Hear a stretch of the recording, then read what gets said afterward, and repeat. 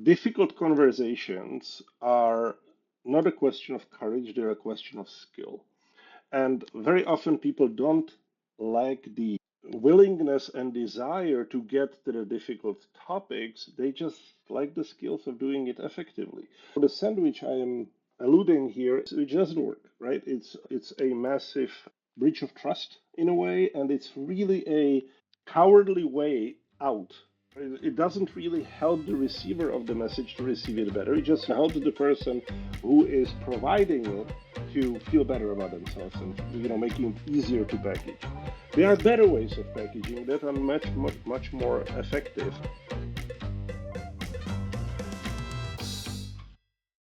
Good morning, good afternoon. I'm really excited about today. We're going to try something a little bit different. Today I'm with Milan Veverka, and I've known Milan for probably 3, 4 years, and we've always had some really good conversations. We meet up about once a year when I'm over in Vancouver in Canada for our coach conferences, and we've often had some really great conversations, and I guess that was the spark for why we decided to do what we're doing today. Now, just to set the context, when I first met Milan, he had an interesting and curious habit that sort of piqued my interest. He used to walk around with a pack of cards, and from the back they looked like normal playing cards, but the front was blank, and he used those cards to capture notes or interesting thoughts or interesting quotes. And over time, I saw that pack build out a little bit, and that pack has now taken on a bit more of a life of their own. And the cards have now turned into a website, and from today, those cards are now going to turn into a podcast series. And the feature here really is about the cards that Milan has built up over the years. And he's used those to capture really interesting thoughts, readings, quotes, captions, that sort of thing. And we both thought that this would be a really good idea for a website and now a podcast. So, Milan, maybe take us back a little bit and take us through the genesis of these cards and what made you take that into what it is now. Sure. Thank you, Jed. And look, I've been always terrible at taking notes. I can either pay attention on what is being said or I can be taking notes. I can do both at the same time. That's why I took 7 years to finish a 5-year program at the university. And if it wasn't for some of my colleagues who were really good at taking notes, maybe I would have never finished. Uh, so when I got into coaching, obviously that created tons of opportunities for very interesting conversations or very interesting thoughts that you come across when you're reading something, when you're listening to audiobook, and when you're talking to clients or fellow coaches. Um, and out of nowhere, I just said, these like little notes, and I had so many post-its that just would go nowhere.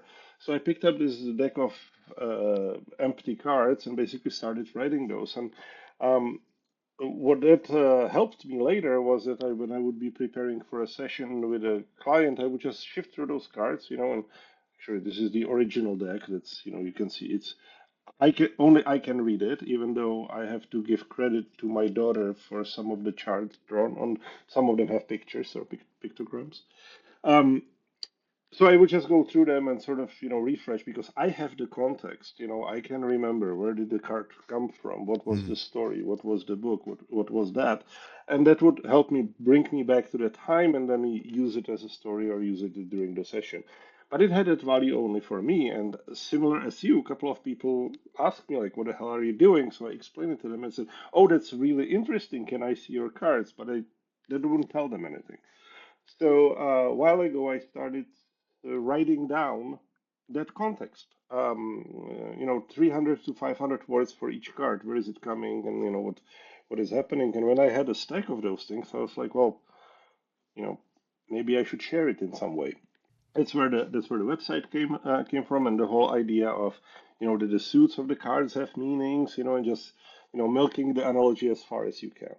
And now we are talking about it. So, we even at Whistler, we played a little game where, a card emerged at the end, and then we talked about it, right? It's a That's right. starting that conversation. Yeah, Yeah. it's almost similar to, Esther Perel has the Where Should We Begin game for sort of the conversation starters in Yeah. different relationship settings. So there is a little bit to that, but more in our space and in what we do with our daily lives. Yeah. And where would the viewers and listeners find that website? Well, it is, my last name, which is very hard to explain to people, but it's veverka.ca, and of course on my LinkedIn, and probably through yours, and then eventually through this podcast, there is going to be a link somewhere, I assume. I am publishing two a week on Tuesdays and Thursdays. Many people subscribe to get them as they come, or just to get a random one once a week, or a random one twice a month. So there are a couple of options like that, and off it goes. It's taking a life on its own. Now, what I like about the website is that it's very, very visual. Think of it like the Alex Osterwalder of websites. Lots of graphics, lots of Wow. pictures. I think the illustrations are wonderful. They're colourful and they're interesting. And if you look at the website, you'll see that it's really easily consumed. Each of the cards has a short story, a short narrative that tells a story, a cohesive story around the topic in a simple web page. So there's a picture of the website up on screen right now. It's worth having a look and subscribing to those cards, and then you'll get regular updates as they get released. Obviously, only if you find it interesting. Of course. Well, I'm sure people will because there's some interesting cards there. Excellent. Yeah. Now, for this first episode, what are we going to talk about today?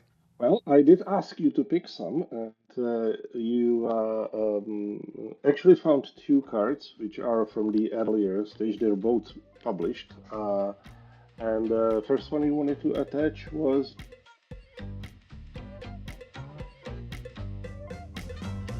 the Sandwich is Dead card, which again we can put on the screen the image, and we'll see what people think. Yeah, okay. Also, I have to say one more thing. My apologies, and that is that all those illustrations are original, drawn by hand by my lovely and extremely talented wife, Janet, and we are having a lot of fun coming up with what they should be. Okay, well, let's jump straight into that first card. The Sandwich is Dead. Now, tell us about this card because the title is maybe a little bit abbreviated. Tell us about the Uh, card. on purpose, you will find that with a lot of cards, right? That the title itself is really just a prompt, right? And is the idea. And um, I realized at one point, I can't really pinpoint that moment, that difficult conversations are not a question of courage, they're a question of skill.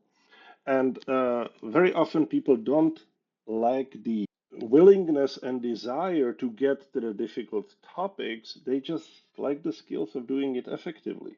Because Mhm. providing a feedback or opening a hard topic is hard by definition. And there are some tools out there, and there are some frameworks, for lack of a better word. And the sandwich I am alluding here is the proverbial shit sandwich. I hope I can Yep. say shit. This is not a national TV, so we're good. Um, which is a very, very used method of trying Hmm. to put that hard feedback between two layers of something sweet, which doesn't work, right? It's a massive breach of trust in a way, and it's really a cowardly way out. It doesn't really help the receiver of the message to receive it better. It just helps the person who is providing it to feel better about themselves and making it easier to package. There are Yeah. better ways of packaging that are much more effective. Now, if you've ever been the recipient of a feedback sandwich, otherwise known as the shit sandwich, you know it's coming. You know it's coming because someone says you can almost feel the tension in the room, and someone says something nice, And the nice thing is out of context with the tension in the room. So you know there's something else coming. And that's the filling in the middle, the shit. Yeah. And as Milan mentioned, it is all about making the person who is giving the feedback feel better, make it easier, because you're saying something nice, you're softening someone up, then you're telling them the hard truth that you want them to know, and then you're mollifying it with the other slice of bread, which is the other end of the sandwich. And it's never a nice experience. And the person who is the recipient always seems to come out worse than the person who's telling it, because it's designed for the teller, not for the listener. Yeah. So, Precisely. Milan, maybe you can go through and just break down this alternative framework that you have devised. I make my own version that kind of works for me, which we call safe. Yeah. First is what you see. There's the observation. That's the fact. There's no controversy. This is what I saw happened. The second is the assessment. Is uh, what do I make of it? How do I understand? How do I interpret what just happened? Then comes the feeling, right?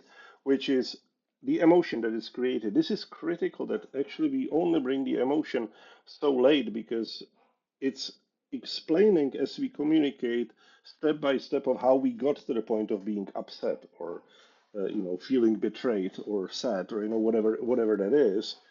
So we can break it apart and perhaps clear some misunderstanding before we even get this far. And at the end is the E, which is the expression of need. It's like, what is it that I need? Why am I bringing this up? How can we correct this so it doesn't happen again?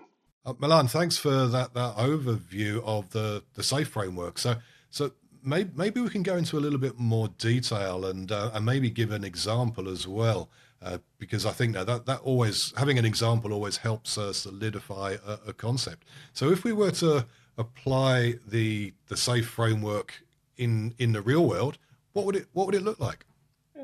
The card itself is actually has actually that example there, so I'm just going to blatantly reuse it. And it is, somebody's showing up late constantly, let's say to your daily huddles, right? Yep. That's obviously infuriating, right? Because you're wasting everybody's time, and you have right to be upset and to be angry, right? But that's not necessarily productive. So how do we bring this conversation to somebody, especially if maybe they're sensitive? Shit sandwich probably wouldn't work. We're so happy to see you every day you show up, but it's always 7 minutes. You know what I mean? That would not be the Yep. right thing. So the right thing is let's break it, right? Let's go with the safe. Let's go with the observation Yep. first. What is it? What do you see? Well, hey, it is fairly obvious, or we see that you are generally the last one who comes to the room, right? That's a fact. You can dispute it. Everybody sees that there's recording. That's a fact, right? Now, what do you make of it, right? So that's the assessment. Well, our understanding is that you have something more important to do than to be here with us on time. It can be perfectly possible. Maybe there is another meeting that is running into this, or whatever that is. We don't know yet. Now we bring in the emotion that to Yeah. make Yeah. that person aware of the impact, which is it makes us feel frustrated because we're sitting here waiting for you and wasting our time. Now we'll bring in the request and say, hey, if there is some conflict or something we need to know about, maybe we need to talk about it and find a different time that works for everybody or reshift our schedule. But it would be good if we can start on the same time at the same time, right? So you can Yeah. see by breaking down, the person has the ability to comment on each part separately before Yeah. going to the frustration and the anger. Does Yeah. it make Yeah. sense? No, absolutely. So you're not accusing, you're describing a situation, and then you're That's the key. analyzing why that situation isn't ideal. And then it is about the feeling or the emotion. How does that situation make you feel? And the assumption here, because we're giving feedback, is the feedback. Sorry, the emotion is not what the emotion you want to feel from the relationship with that person, and then you're expressing a better outcome or a better solution, which gives the individual the opportunity, as you say, to give their response in all of those four stages. But the focus here is on the situation. It's not on the individual. It's not on the problem, and bringing in the That's the emotion key. and also a possible solution to it as well. That's the key. You're turning that person in your partner in resolving that unpleasant situation for both of you, right? Hmm. It's not you make me feel, but you when you act this way, this is my interpretation. Because and you're also taking responsibility for your own feelings, right? Because they might not be reasonable in that particular situation, and that conversation might help you to uncover that, right? Because we all bring our own baggage into any relationship, into any conversation, right? Yeah. Something might be just triggering for you, and the person is completely not aware of that, but without talking about it, it will never get better. Right? And no one really likes difficult conversations. So any mechanism you can use to make difficult conversations easier is probably worthwhile. And the practice. And the one thing, and I literally use this card today, helping somebody going into a very difficult conversation with their former boss. And I told them, look, it's gonna be fine, and it's gonna be much easier than you think, because once you have the framework, once you maybe practice in your head a little bit, the feeling of relief once the communication has concluded is always palatable. Plus, you are actually giving the situation a chance to resolve itself. Well, if you're just bottling it up, it will never happen. It will only get worse.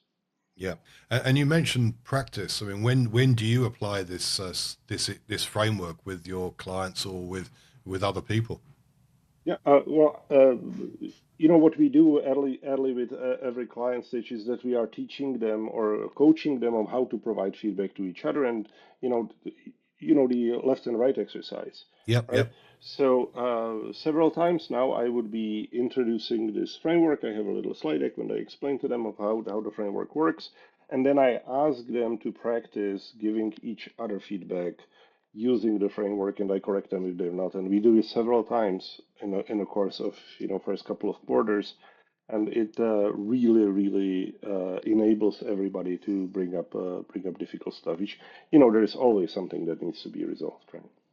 So you use this as part of the cohesive system, to build That's where it trust, belongs. to build That's cohesion where within the leadership team and beyond and beyond. that's where it belongs, right? Hmm. Yeah. Yep. Hmm. So this is a useful tool that may make difficult conversations easier to address, because it's better having difficult conversations than not having difficult conversations.